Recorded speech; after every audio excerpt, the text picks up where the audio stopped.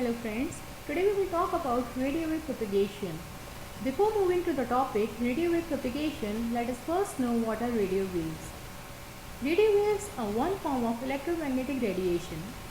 These waves have frequencies as low as 30 Hz to as high as 300 GHz.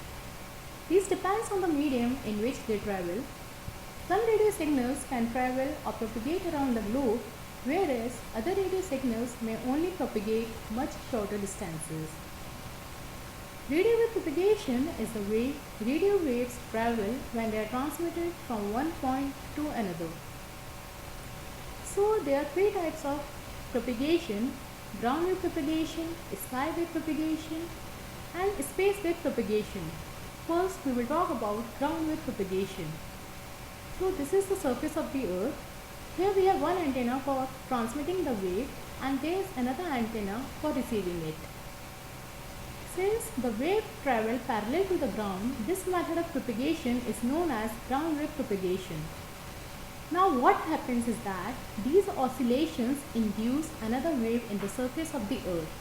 If there is a positive field, it induces a negative field in the earth's surface, and if there is a negative field, it induces a positive field.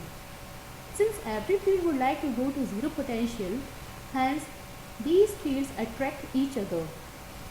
So there will be certain leakage of energy because of this short circuiting that leads to attenuation. Hence this type of propagation is suitable for short range communication. Also it is used for low frequency wave, because if you take a low frequency wave, then wavelength increases and there are certain chances of short circuiting. For example, if we consider this case, there are only 4 chances of short circuiting: first, second, third and fourth. But if we consider a wave of higher frequency, then there will be more chances of short circuiting. So higher frequency attenuates faster. So despite of these limitations, there is one advantage of ground wave propagation, and that is, since ground wave propagation is suitable for low frequency waves, and low frequency waves means waves with large wavelength, thus these waves can bend around obstacles more efficiently, and that is why AM, FM can be done with the help of ground waves. Now how to send high frequency waves? So for this we have another method of propagation, and that is known as sky wave propagation. Here we direct a wave towards the sky and sky reflects that wave back to the earth. Now let us know what is in the atmosphere which causes the reflection of waves. We know that there is an atmosphere above the earth and that is divided into different layers, but we will consider only ionosphere. There are different types of rays coming from the sun, and there are certain powerful rays known as cosmic rays. These rays are striking the atoms in the atmosphere of the earth and eject the outermost electrons. Hence ionization takes place. But the outermost layer has few atoms, so most of the radiation passes this layer and reaches the second layer. This layer has the maximum number of atoms, and hence the maximum interaction takes place between wave and atoms. The number of ions produced becomes high, and this makes a layer known as ionization layer. Now there is a layer of charged particles, and radio waves are having electric and magnetic field. Both of them are affected by presence of charged particles because they have their own fields. So there is an interaction between them, and because of this interaction, whatever waves we are sending are reflected back to the earth due to phenomena known as total internal reflection. If the wave is powerful, then they cross this layer and reflected by the upper layer, but to a certain frequency. Above this, it penetrates through this layer and enters the space. We use this method for frequency ranging from 3 MHz to 32 MHz. Also, there is an increase in range as compared to ground wave propagation. Now, if a wave has a frequency of 42 MHz, will it be reflected back to the ground? Well, the ionosphere will not reflect it back.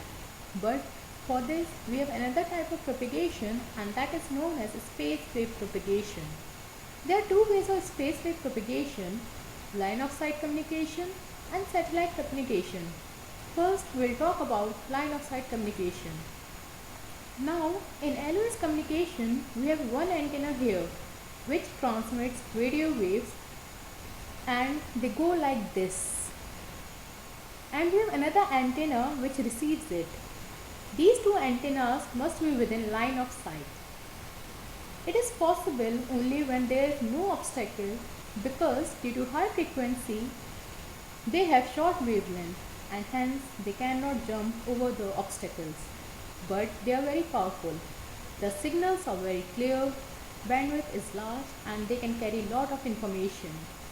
But there is one limitation of LOS, and that is range is limited due to the curvature of the earth. Now, to overcome this problem, we have another method of communication, and that is known as satellite communication. Here we send a high frequency wave from the station at a certain angle which penetrates in the atmosphere and goes up and up. This satellite is rotating around the earth. The wave strikes the satellite and gets reflected. But if the satellite is inert, the signal is quite weak with lots of defects, so we do not favor this. Instead, we go for active satellites. Now, what makes it active is its location. Now, this satellite should be geostationary satellite which do not change position with respect to Earth. It means if I am sending the waves to the satellite, it will always strike that. This satellite has got a receiver to receive the signal, an amplifier to amplify it, and before transmitting it back, it changes the frequency of the signal. It has huge range as compared to skywave propagation. Hence, it is used in GPS system and TV signal transmission. So, that was all about radio waves and their different methods of propagation. Thank you for watching this video.